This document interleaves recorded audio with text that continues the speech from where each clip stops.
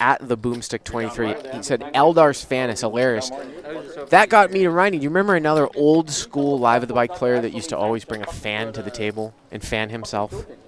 Oh, I'm disappointed in you talking about it. Can you give me a second? You don't know right away? He was well built. 100? He used to go to war with Corporation Mike. Race to 100, guys. Oh, Jason. Jason Katsutani, yeah. Jason Katsutani. Where is he? He plays at the other casino, some PLO. Does he? Yeah, Okay. yeah, like small 5-5. Jason was, I mean, he and Corp Mike, like back in the day, were like psycho. Ooh, Jerry's got aces here, and he's going to get some action. Ace, queen, and diamonds, pocket nines, and king 10 of clubs. Yeah, this is a great spot. But it's a 3-bet, though. Squishy open, and he's going to get 3-bet. Obviously, Harry's not going to go anywhere against Jerry, I don't think. James got pocket sevens, Dude, too. Harry might 4-bet this. He limped early. He might limp. Is he going to limp re-raise He might. 5-bet? He might. Or I That's guess, what no, I'm it would saying. be a 4-bet.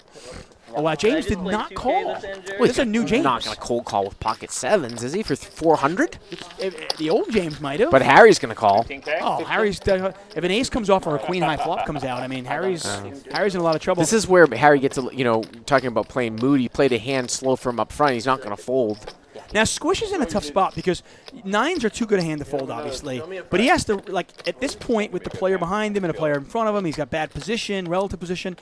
In some ways, he is kind of set mining because it's going to be difficult for him to get the showdown with a hand like, even if the flop comes out 7 high, even if nines are good, it's going to be difficult for him to get the showdown with that hand. And Lion's got king 10 of clubs here. Is he going to call multi-way? Again, like you talked about, he has bad relative position, though, in the middle. He's got suited Broadway, though. And his hand doesn't play. His hand doesn't play well against the 3-betters range, but king 10 suited against 3 players. I probably would have called there, Yeah, to be I might have honest. called too. I mean, I think it's probably pretty close. If I was deep enough, yeah. So 3 ways. Oh!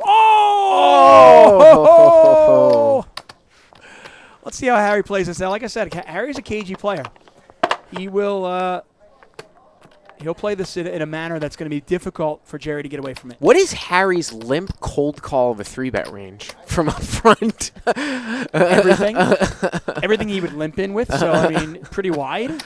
Jerry's going to put a small bet out here. And now, because Harry will sometimes play this fast for deception. Oh, yeah. For deception, he'll play this There are fast. so many things that, like I said, Harry, he'll check raise rivers. He could check call this 3 streets and then check raise river. I mean, he's a cagey player. I don't think a guy with aces is necessarily going to bet all 3 streets here. He might not, right. So it's a little bit different on a paired board as opposed to a set. Can't disagree. But this is where the whole live intangibles thing comes into play from, for example, like a Doug Polk approach, where Doug Polk probably would never have a raising range here. And he has said that he will not adjust live. He said that. He doesn't play that way. And it works for him. I don't think there's any doubting that Doug Polk has been ridiculously successful playing live and playing online. Obviously. I don't know. Has he played enough live? Didn't he just start playing live? I don't know, but you look at his tournament record, and he's doing quite well. I'm just bringing it up, and that's where the D Doug Polk thing comes in. And Harry just calls. I don't think that's his. Oh, okay. Yeah, thank you very much. And Squish calls as well. Wow. Did he? Oh no, he's still thinking about it. Sorry. I don't know how Squish can call this, and this is the problem with it. Nines very well might be the best hand right now. Well, you're peeling for a 2-outer, so you'd need to make. He's just not really deep enough. I mean, it's 25-1. I think he's thinking maybe he's got the best hand here. Well, that's what I was saying. I was like, but that's the problem with nines. There's a decent chance he has the best hand. This could be like a Phil Ivey moneymaker play, Dave. If Squish peels here and a 9 comes on the turn, maybe we'll see an ace. Oh, can we see a 9 and then an ace? That would be disgusting. That would be so sick. But this is the issue, though. I mean, Jerry doesn't need to have a real hand here to bet 450. Harry could be floating. By the way, Harry could float here with air. We know that. Squishy's going to call. Yeah, and this is the problem. It's the playability of this hand. Squish is going to have a very difficult time, even if Jerry did not have aces. Turns to 10. Well, the other thing that I was going to say is that, does it ever get checked through here? What I mean by that is that... Oh, for sure. So now if you're Squishy, you're like, sometimes I've got the best hand, and I'm also sometimes going to see 2 cards. Now, I said it was 25-1, but if you're seeing 2 cards here, the odds get doubled. to like 1 out of 13, 1 out of 12. I don't know how you bet the turn if you're Right, that's what I'm Jerry. saying. The fact that Harry has called protects Squishy from Jerry actually betting the turn without a queen.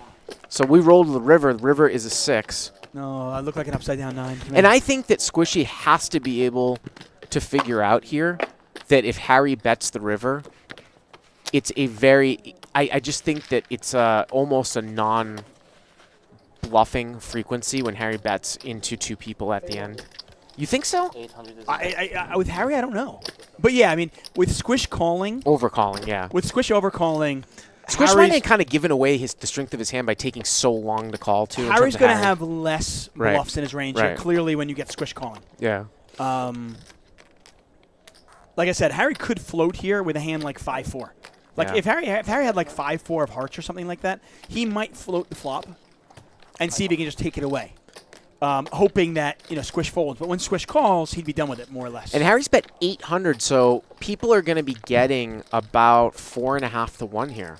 Now, the problem for Squish is that Jerry, even though he checked back the turn, actually might have a better hand than him, and he does in this spot. This is kind of what I was getting at. Squish is in an impossible spot. It's just there are sometimes where you may have the best hand, Yeah. but it's going to be very, very All in? Did he just move all in? there. 3 queen. He only had $200 or $300 behind? So this is 8. Don't mix it, please. Thank you. But what? But if Jerry only had 1,100, why would he move in for the extra 300? That doesn't make any sense to me. What do you think, Dave? Why would you go all in on the river? Instead of calling 800, he made it 1,100. Why though? You're giving yourself a worse price if you're bluff catching, right? 9. Well, yeah, because I don't think Harry. I mean, is Harry value betting a worse hand? No, I know. Of course, it's a polarized spot for sure. So I don't understand why you'd put the I mean, rest of the money in. is Harry betting 7s here in the river? And that's why I got so excited because I thought he was turning his hand into a bluff or something like. Jerry, only costs you $180. He's just giving Harry the last 300, so that when Harry's bluffing, he would fold, and when he's got a queen, he calls. So Harry's. wait, did Harry bet 800 or 1,800? 800. Oh, so Harry only had 1,100 because it said Harry had like 23. Okay, so he said he had more. Okay, fair enough. No problem. Thank you. Yeah, I did.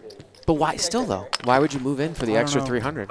I mean, I think there are situations where you theoretically could, if your opponent is value betting a worse hand. Yeah. But in this particular spot, Harry basically has a queen, has a full house, or has nothing. Right? I think so. I have to. I think that there's what I talked about with Squishy's hand. I think that people sometimes wash over that because it's going to get checked through because Harry looks like he's got a hand, and because it's going to be there's so many things going on there hand with 9s. I know he's in a bad spot, but now if you're in Squishy spot and you overcall Harry, that's going to make Harry less likely to bluff. Yes. And when you overcall, it's going to make Jerry almost check back the turn with 100% frequency without a queen. Right, so let's say theoretically Yeah. Harry had a 3. Right. And let's say Jerry had ace-king. There's a chance that 9s could get the showdown that way. Because you're actually you're overcalling, and then Jerry has to worry about Harry and you might get to showdown, and you're going to see 2 cards too, just in case you're not right. I mean, that's Right. yeah. And I think against different opponents, What's the type of clothing? I agree with you 100%. And I think against different opponents, that is a Jerry, I did told have you it? guys, sound stack me, I'll buy 20,000. thought process. Yeah. But I think against Jerry, who can be aggressive at times, and I think against Harry, you're probably being a little optimistic that they're going to let you get the showdown. Maybe I'm wrong. David Tuchman, Bart Hanson here for Live at the Bike. 5-10-20 game. Some of the usual suspects, some new players, and some old guys. Is that who have James? Are we looking at the back of James' head right there? White hair James is back in the Oh. fray. First of all, before we start, I want to send my condolences to James and James's family. Apparently, he was back east for quite a long time. His mom was sick, and his mom passed away. Oh, that's too bad. So, he's, as far as I'm concerned, he is part of what Live at the Bike was for so long.